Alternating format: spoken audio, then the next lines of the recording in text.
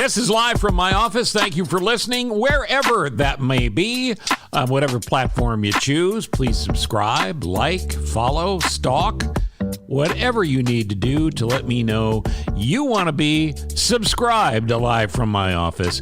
Subscribe, rate, and review whenever you can. And do it for a friend. Do it for someone who is afraid of the podcast, that maybe doesn't quite understand it like you do. Download it for your dad or your mom or your grandparents and let them know that they will never miss an episode of Live from my office. One of my more favorite guests is Senator Dick Durbin, and he joined me to talk about any number of things that I think you're going to find interesting. So it's coming up shortly. We're going to talk about guns. You're going to be surprised at one of the states that flood guns into Illinois. It's not just Indiana. We'll talk about college costs and bat that around a bit. And we'll talk about the mess that Congress is. So stand by for that. As always, it's brought to you by David Hochberg and Team Hochberg at 855-56-DAVID or 56david.com. All right, look, here's the deal. When it comes to politics, and I talked to Durbin about this a bit, but you got to vote in the primaries. And I really want you to make a mental promise to yourself and to me and to America that you are going to vote in the primaries. Why are the primaries important? Because you get the democracy you deserve. And even though so many people showed up for the presidential election last year, the midterm election coming up is crucial because it'll determine whether or not Donald Trump has a shot to come back. Is that what you want? Is this, did you really enjoy the Glenn Close scene at the end of Fatal Attraction where we thought she was dead, then she sat up in the tub and we had to shoot her? Good God, the woman boiled a bunny. Do you want Donald Trump to boil your bunny? I don't think so.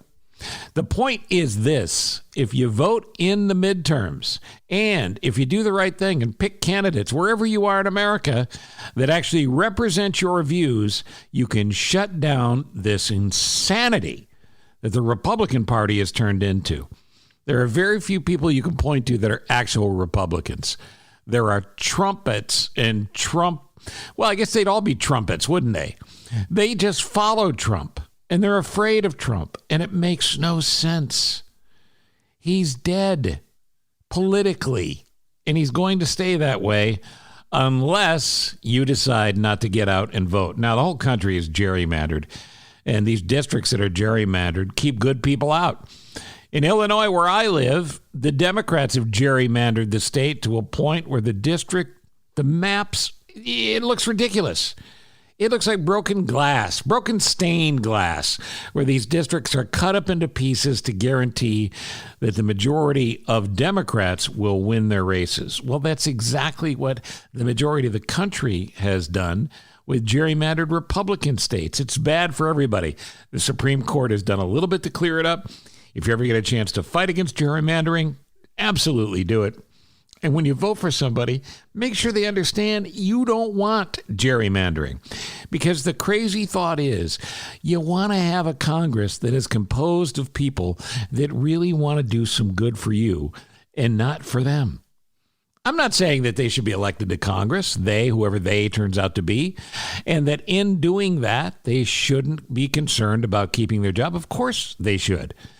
But all of Congress now, and certainly all the Republican Party, depends on your apathy, your inability to get off the couch, turn off the Real Housewives of your city here, and get out and vote in the primaries. Primary turnout's been about 20%. It's appalling. So find someone you believe in, fight for them, and only if they'll fight for you, not to stay in office, but to serve you.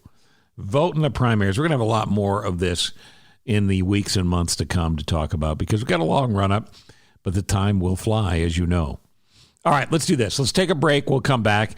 I invite you to email me anytime about anything. Might read it on the air here and do that at thecochranshow@gmail.com. We're back after this word from Team Hochberg with Senator Dick Durbin. Next on Live from my office. If you're moving out of Illinois and purchasing a new home, then you need to do what we do when we have house questions of the financial nature. We always call Team Hochberg, your trusted local lender. According to United Van Lines, one of the country's largest moving companies, Illinois ranked third in the annual Outbound report for the 9th consecutive year. Moving into a new home in a new state's overwhelming, so why stress out over your new mortgage? Team Hochberg has originated thousands of mortgages in states all over the country from the comfort of their Chicago area offices. In addition to helping you secure a new mortgage, Team Hochberg can also refer you to one of the trusted local realtors who can help sell your home in Illinois. Point being, you got stress, you got troubles. Nobody knows the troubles you've seen. Hochberg knows, and he can help you out. If you're moving out of Illinois, call Team Hochberg now to get pre-approved for a new mortgage. Team Hochberg helped me and thousands of podcast listeners and radio listeners before that through the years to secure mortgages on new homes after moving out of Illinois, but they can't help you if you don't call. That's 855-56-DAVID or 56david.com, 855-56-DAVID or 56david.com, and tune into Home Sweet Home Chicago. Home Sweet Home is hosted by David Saturday mornings at 10 a.m. on WGN. Homeside Financial is an equal housing lender. NMLS number 1124061. This is live from my office, and a pleasure to welcome Senator Dick Durbin to the program. How are you, sir?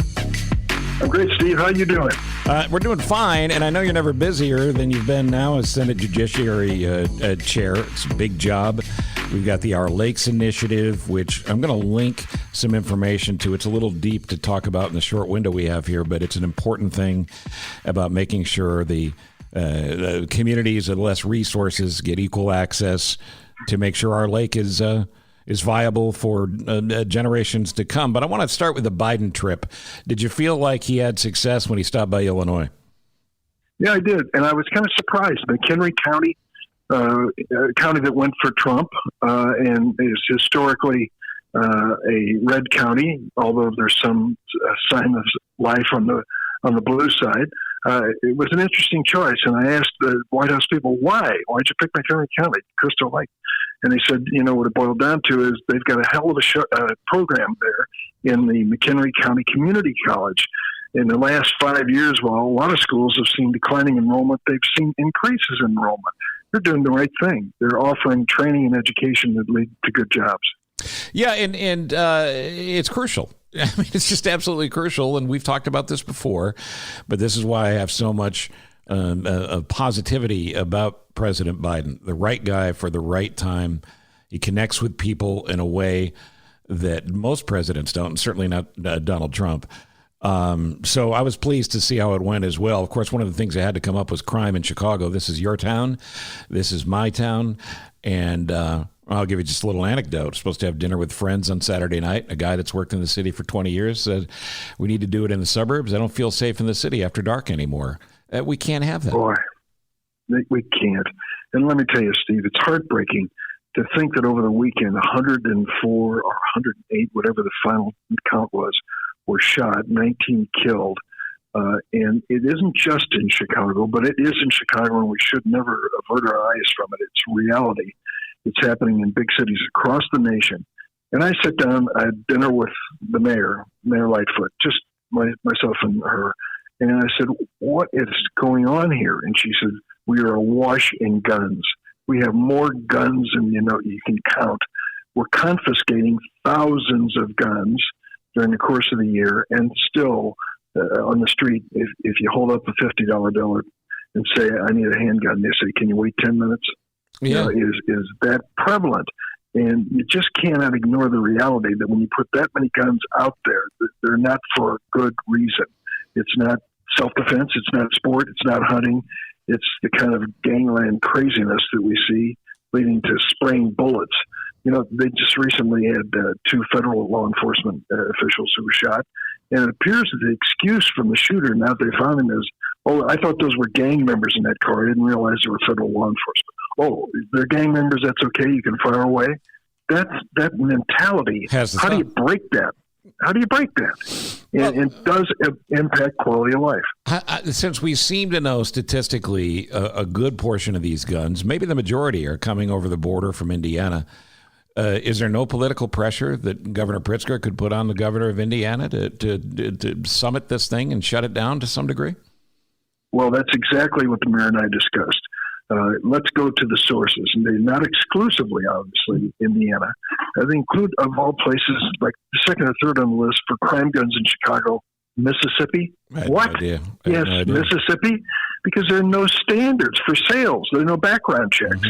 And so the criminal elements know where to get them. And you can fill up a trunk in your car with these guns that you get at a gun show in Northwest Indiana, or pick up Mississippi and cruise the interstate for a day and bring them up to Chicago. It's just the reality of the situation. The point is, Steve, people have this complaint, oh, the Democrats going to take our guns away. When you ask gun owners, they agree with the premise that people who are convicted felons or mentally unstable should not be buying firearms, 100%, period. 100%. And if we start there, it's not going to solve the problem. It's going to move us in the right direction. Is there anything you can do at Judiciary, aside from the things you constantly try to do, to stem the tide of this? Obviously not just in Illinois, but around the country. No. I'm just going to be blunt with you, and I'm sorry, it breaks my heart to say it. I have 11 Democrats, 11 Republicans. I don't have a single vote on the Republican side of the table for anything related to guns. They do not want to even put a person in charge of the Alcohol, Tobacco, and Firearms Agency. It's outrageous. Because they might be keeping an eye out on the gun dealers and such. It is a fiction to say that Congress is going to rise to this challenge. We are not with this construction. How are you able to get anything done at this point? I mean, you talk about a toxic workplace. What's more toxic than the House and the Senate? Well, it's tough. It still happens. It is rare, and a lot of work goes into it. But you'll find on topics not quite as explosive as the gun issue, some grounds for moving forward. When we went on infrastructure, I met with 10 Republican senators, and they said, we're for infrastructure. Some parts of it we're not. How about agreeing that we're going to do a bipartisan bill for what we agree on? I looked at it and I thought, what they have included in their bill is already included in the Biden bill, so it isn't like they're coming up with crazy ideas. This is mainstream thinking, and we ought to do it just so we can flex our muscles and see if we still have muscle memory when it comes to bipartisanship. It's got to make you personally crazy, because there's an awful lot on the Republican side, members that you've worked with for years, decades, who now will tell you something in private and publicly align with Donald Trump as this continued hope by the furthest right Republicans that they're somehow going to get back control and turn this country into a nightmare. I just don't. It's got to be very difficult, I guess, is what I'm saying, for the position you're in. You take a look at the Senate, 50 Democrats, 50 Republicans. On the Republican side, I would guess maximum publicly 6 or 7 Republican senators willing to split from Donald Trump, even though he's out of the presidency, is in the wings and not as actively involved as before. But they live in mortal fear that the Trumpers, people who are loyal to him back in their home states, will turn on them or other candidates and nominate people who are even more radical and more loyal to Trump in the process. That is the reality, is the fear of a primary election and what Trump can do when he turns on you. Isn't the cure of this, though, that we get the same sort of energy we had, or as close to it, from the presidential election in 2016, and we somehow instill in people you have to vote in the primaries and you have to vote for the people that you can best ascertain aren't crazy? That's exactly right. And this morning I went to a meeting of Democratic Party faithful in Springfield, and that was a message from Robin Kelly, our new state party chair, and myself. There is no election that you can ignore. Every one of them counts, and your vote counts in it. And whether it's for school district or any other level, the fact is, if you don't vote, somebody else will, and their will prevail if you're not a participant. So exercise your right to vote. And it really gets down to the heart of the controversy over vote suppression. There are many on the Republican side who look at the demographics of America and say, this doesn't add up for a Republican victory. We can either change our message and fight with Trump over that message, or we can do our best to limit opportunities to vote. That is the debate that's going on in voter suppression in 20 different states. I want to get to the good news of the child tax credit in just a second, but there's a couple other things that aren't so good that we have to address. The continued hope by the nutty fringe of the Republican Party that America is not paying attention or is so burned out by Trump that they don't have the energy to care, I think will come back to bite them in big ways on election days. But what do we do about January 6th? I saw it. You lived through it. The idea that Americans wouldn't rise up in arms and say, of course we want an investigation, is just stunning to me. Steve, when I walk through the Capitol, there are men and women in uniform posted at the doors who literally risk their lives so that I can go to work. Right. And that my staff can go to work, and that the important people we need to meet with are safe coming and going. And they said to us after January 6th, when there were 5 people who died and 140 law enforcement physically attacked in that insurrectionist mob, they said to us, join together in a bipartisan commission and figure out what was really behind this, not what's on the videotape, but was there sponsorship? Was there investment? Was there planning ahead of time? We ought to know that. And we brought that measure to the floor of the Senate, and it failed on a partisan vote. Failed on a partisan vote when we had the direct appeal of these Capitol Police to please get to the bottom of this thing. It was heartbreaking and maddening to think that we can have that kind of mob action on the United States Capitol. And there are many members on the other side who want to look the other way. They don't want to be reminded of what happened. They don't want to be reminded, but what happens if it happens again? They're going to be the first people screaming for help. Of course. And they'll blame somebody else for it. But the fact was, I was with Mitch McConnell in the so-called secret place where they removed leadership, and I was part of it. That day, he had all the right instincts and said the right things as we were in small groups gathering. Schumer, Pelosi, and McConnell, myself, Hoyer, and a few others. And he was saying, we've got to take back control of the Capitol. We have to reconvene today. We've got to finish the electoral vote count. We cannot let these people prevail. I mean, I'm thinking, okay, we got one thing we agree on. Let's do it and do it right. And we did. Returned that evening and got the job done with the vice president as the Constitution requires. But when now time passes, we get into an election cycle, and what I hear from the same people is, well, it's not worth the effort. We shouldn't do it. I couldn't disagree more. It's just outrageous. And again, you know this. Your job is not to keep your job. Your job is to serve the people that elect you. I would love to know the actual head count of people in Congress who still believe that. Yeah, that is the bottom line. And I will tell you, whether House or Senate, survival is the first instinct. And you have to, at some time in your career, I think if you're doing the right thing, say, I'm willing to risk it. I'll do something that may be unpopular, but I think is right. And I hope that the voters respect me for it, even if they disagree. Yeah, people think I'm an idealist when it comes to that. No, that's the realism of it. I encourage people to Google Durbin and Senate, and you'll see everything on his website that the senator's office is working on. You've been talking about student loans and making college affordable. Biden was talking about community college being free for 2 years. All those things cost money. Separately from that, is there anything going on in the Senate to look into the private and public schools and the tuition costs and the increases in tuition that continue to go on? These schools get tremendous tax breaks. Are we watching them close enough? I think it's interesting. Between market forces and political sensitivity, we're starting to ask the right question.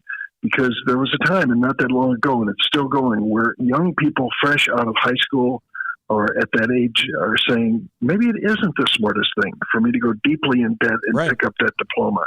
And maybe it doesn't lead to a good job. Why am I wasting my time and burdening myself with this debt? And that question is forcing a lot of these institutions of higher learning to ask basic questions on whether they're really offering a work product that's worthwhile, whether they are price competitive with others that are doing it more cheaply and more effectively. That's the reality of what we face. But I do want to have your listeners remember two numbers, 9 and 30, because I think they're important to this discussion. Okay. 9% of the kids coming out of high school go on to higher education. 9% at for-profit colleges and universities. 9% of our high school grads. 30% of all the student loan defaults are students at those for-profit colleges and universities. And you think to yourself, well, why? 3+ times? Right. Doesn't math. Why? The tuition is too expensive. The education isn't worth a damn. And these kids end up deeply in debt and usually drop out when they're deep in debt. So they get nothing to show for it except the debt. And some of these debts change their lives. Yep. You know, one of the things Biden's going to do is take a hard look at this industry. There are a few good actors, but sadly not enough. And we've got to police the ranks. Yeah, and the fact of the matter is, with more and more college education going online, the overhead costs are limited or minimized at these schools, and they need to open the books and say, look, thanks for the tax breaks. Here's what we're doing. Here's why the price makes sense. Otherwise, you guys, you got to crack down on them. Let's end on some good news. The American Families Plan and expanded child tax credit, which was originally part of the American Rescue Plan, I believe. The names of the plans aren't as important as what the folks get. So explain that, if you would. What we have in the state of Illinois is roughly 338,000 children who are below the poverty line, meaning when you take a look at the income of the family, there's no way they're making ends meet. They just can't make the rental payment, pay the utility bills, keep the car on the road, put food on the table, buy clothes for school, the basics, not to mention the things that families enjoy, like a trip to Baskin-Robbins or whatever it is.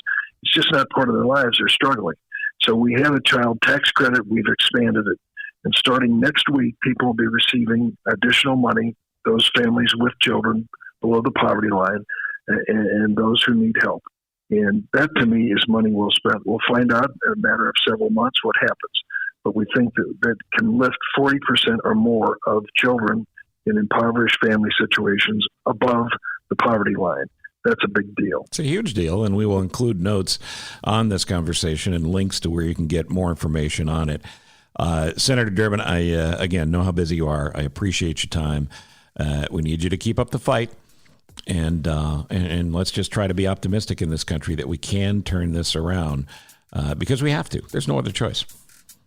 I couldn't agree with you more, Steve. And your listeners, don't shrug your shoulders and say it's over. We can't do a damn thing about it. We have overcome things in our history at a much greater challenge. And we can put this nation back on track on a bipartisan basis and be proud of the result.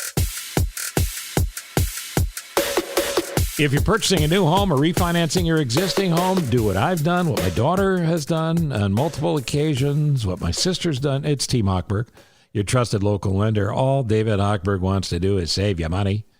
But he'd like to thank you for allowing Team Hochberg to help you, your friends, your family, your coworkers. With a mortgage in the past year, Team Hochberg funded over $355 million in refinance transactions, which help listeners secure lower rates, shorten the term of their loans, and pay off debt. Save listeners over $275,000 a month. Team Hochberg also helped listeners purchase over $88 million worth of new homes last year. Second homes, too, and investment properties. Look, when the pandemic hit, Team Hochberg helped listeners understand the importance of and explained how to take advantage of forbearance to save their homes. Forbearance. I thought it involved four bears. I didn't even know. Team Hochberg helped me and thousands of my podcast listeners, and they would greatly appreciate the chance to help you secure a mortgage in this coming year.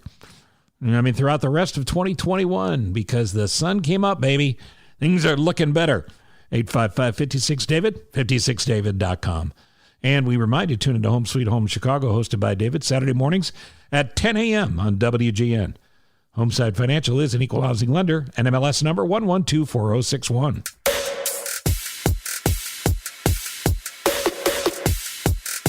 Back on Live from my office. In the show notes, we give you social media links, and we tell you about various things you'll need to know about the episode that you're listening to or about to listen to. And in this case, there's a lot of Durbin information there, Dick Durbin information. The charity of the episode, remember, we always try to get you a charity in each episode that represents what we're talking about, or is someone, the person who guested on the episode, would like us to plug. And the point here, I should say, is that you can tell me about a charity you want me to plug. Send me that information and make sure you include a website so we can do a little research on our end. Send it to thecochranshow@gmail.com, and I'll be happy to plug the organizations you support that mean a lot to you. One of the things we just discussed with Dick Durbin was gun violence, and the gun violence in Chicago that is now spread out of a handful of neighborhoods and is downtown and uptown and on the north side of the city and the south side of the city. And it has to stop. If you look at the notes for this podcast, we've got a website, greatnonprofits.org. It's actually blog.greatnonprofits.org. And this particular article features 9 nonprofit organizations who are working for gun control. Included in those is a coalition to stop gun violence, with 47 national organizations getting together to make up the coalition, trying to reduce gun violence in America. There's an organization called Every Town for Gun Safety, a movement of Americans working together to end gun violence and have sensible laws put into play, background checks, domestic violence. Victims don't have to worry because the people that have hurt them would not be allowed to get a gun, that kind of thing.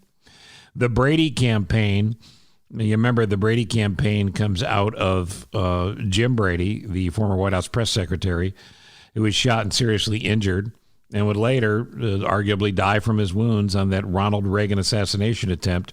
Well, the Brady campaign's done an awful lot to stem the tide of gun violence in this country. Their work continues. They're featured in the article as well. The Newtown Action Alliance will break your heart following the tragic shooting at Sandy Hook, where a lunatic killed little children. The Newtown Action Alliance was formed. They're working hard, as is one of the highest rated charities, the Violence Policy Center, working to stop gun death and injury through research, education, advocacy, and collaboration. There's Americans for Responsible Solutions, fronted by the Giffords, the astronaut himself, and Gabrielle Giffords, the congresswoman who was shot years ago at a supermarket appearance in Arizona. And the list goes on and on. So check that out by picking up the link to it directly in the show notes here. And again, let me know about charities you'd like me to consider plugging. TheCochranShow@gmail.com. Time flies. We got to go. Until next time, I thank Ross Cochran, as always, for putting this together and making sure you get to hear it. Subscribe, rate, and review wherever you listen. And thank you for listening to Live from My Office. Thank you for listening to Live from My Office, a service of Monkey Run Productions. All rights reserved. The podcast is hosted by Steve Cochran, and it's mixed, edited, and produced by me, Ross Cochran.